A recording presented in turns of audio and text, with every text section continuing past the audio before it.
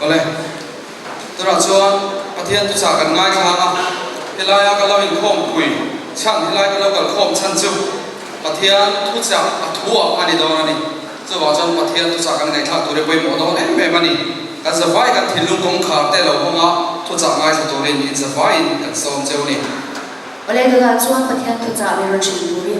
evangelist là cho tôi bắt chuang cái số mà thu bui tôi hi rồi bộ tôi ra chân đam thì anh evangelist là cho tôi cái số này Masai, Etilai, Daniel Paul as always, Daniel Paul Santu Khopui, Mang Tung Song Song Te, Isu Mingin Sipai, and Luke Chewa. Hey, to Chuma here, to Puyom Sa, Mangin Tuganam, Soidon Nia, Unigan Ere Lova, Chuan Chuanin. Kan soi do parparanga athian thu kari mana tu chiarage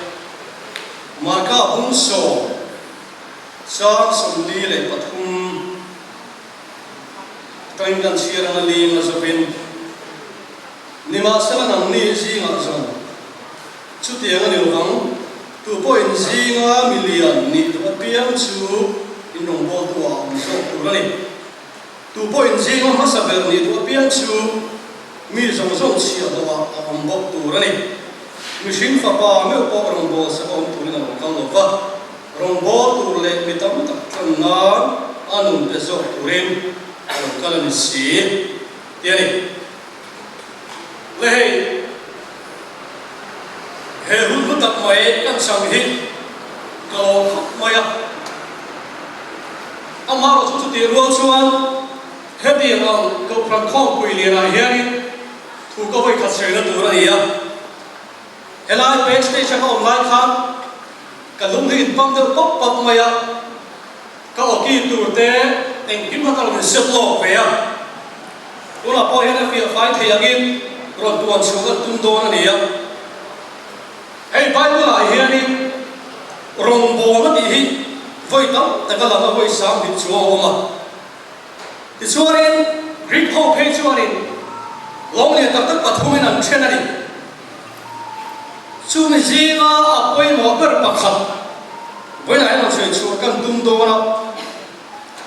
chúa diakonos antia anh rồi chúng ta cần hành lễ liên đón chúa nên chia hồ mình nói nó tập tên là anh cú mình nói quý tập tên là anh bò sập lắm mà có được bị anh thì cho với lại đang sợi đồng chú thiếu bát hùng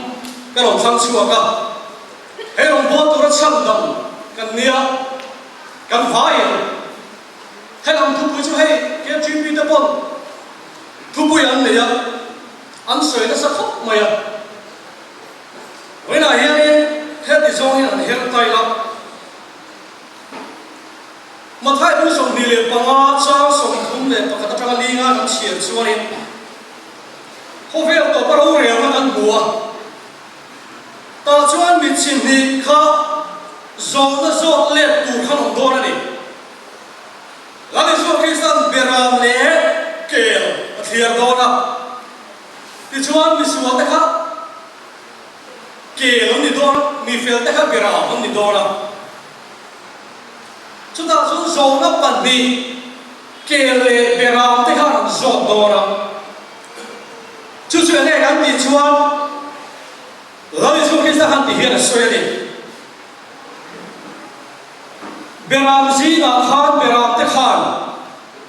cái tiếng thì đó khá rồi chú khi ta hành này là khan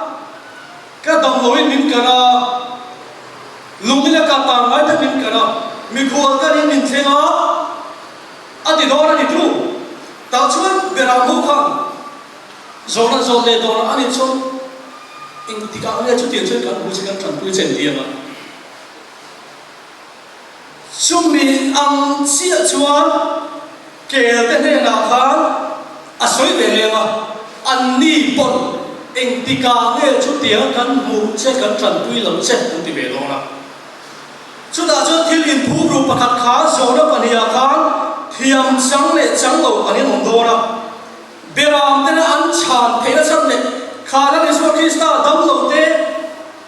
tran pui ngai a ron lai an tran pui lo cha na kha chu mangai na tla chom wang kha ni do na chu chu wei la hian ke ni rong bo do chan nam te hian mangai lai lo ra mu te hi ka na chu pui do ni hei pui mo ka ti lu tu ka hei hian ka soi de ao hei ke var trong lòng lut cái này Isu Krista ko kran kan tin mai ke var sam le var ko mai chi ko ma pe chi manin a chi dam ko min ka fi a ke var kan on lai khanin hey rong kan bol ve thina tim ti kan suya camping ti kan te thina ta chuan hei ka pa hi ke rong bol tu hlum pa assembly or te ku pa ni a ta chuan trong sia lo thiam le na ke pon các chuồn về các bà trong khi nó khác cả giải thủy na buồn cho tới đồng bằng ta muốn thì khác cần phát bị thủy na đi ấy cầu sản thắng ta có trao bằng lưu đến điểm công cái gì đó trong khi nó giải thủy nó về thế là hiện nay nó hiện tại thiểu về liệu vậy sao nó bị gì chúng mình trồng chuối rồng buông lên đâm này á cần lên khổ ta đó mà lên hey trong khi nó ăn dài phát hiện nó thịt khóc mày à ta chưa cần dài ta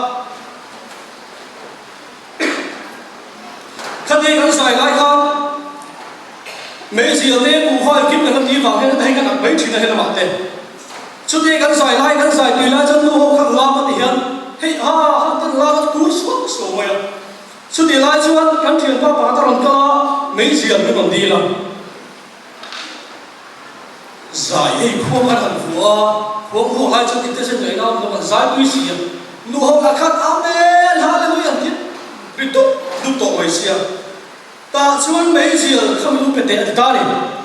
cả điều mà hết ác lý cái gì cả chuan giải ba khi khá ai gì cả giải ta đi hiện cả giải ta rồi lúc này bê mà cả giải ba trong khi lo ba khá đi khá cái ít đỉnh làm khá hiện cái đồ này tức là sai ta ai hùng thà cái đỉnh thà sợi to cái sợi hiền đi cái sợi chặt luôn mất rồi mà sợi bây giờ hiền làm sợi về cũng chưa được rồi ta xem cái sai ta không cần về cái khăn không tiền ripop pop to mấy nụ hông khăn cái áo này cái áo cái hình cho sống to luôn cái sợi khăn ta xem cái sai ta biết rằng chính là sai ta amen hallelujah ka ding lam ma ka ding lam ha ram se na am musi lo ni mai sil ka ta chuan ni ron sil ro te hian ka lo vei lam ni ta ngai tur han ka vei lam ha ka am ni ngai tur ni te ka su khoi te to si lo ta chuan ni tha sum ve si rem le na ron se na ti kham vậy là mà ông về những cái tâm hạt là rất ý cái thác lên ta amen hallelujah vậy lòng mà cái gì vậy lòng phát xuất ra sự thống ta wow chú hay cái sợi đủ chân là chú khi đi cái sợi lại pha đi nuôi cái lão tuy nó cái bao đấy ăn cú số mấy à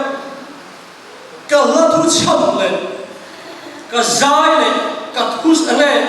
khá là rất bùa khắp ấn lại con lâu rét rồi đi chung làm mà thì khám khoa đi cái chân hứng tại cái đầu làm mà à tu nó cả vẫn tại con sói mũi lên thì mày à anh em sang gần thì chưa anh em mang lại thật đấy bỏ anh mang lại tụi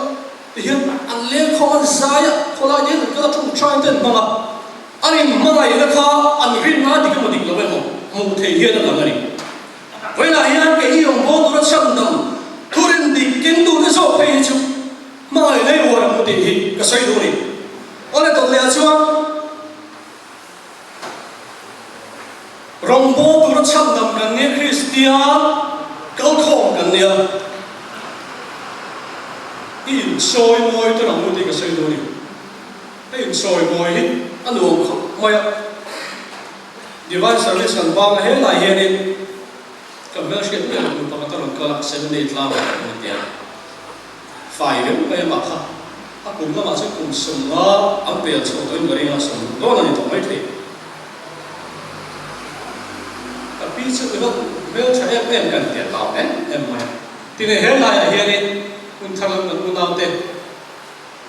cái này mình phải nuôi hậu thế nuôi mất tiếp em mà hay cái gì nào có sống nó sống mà khá là em bóc cái lỗ seven day thì hiện đi enjoy mồi cái uổng lại đi cái này giả đều thiệp thông tin chụp lấy cái việc ấy bà sao nó sống nó bỏ hi ăn tụi nó cũng về đó ăn chip thế lâu còn về trong đó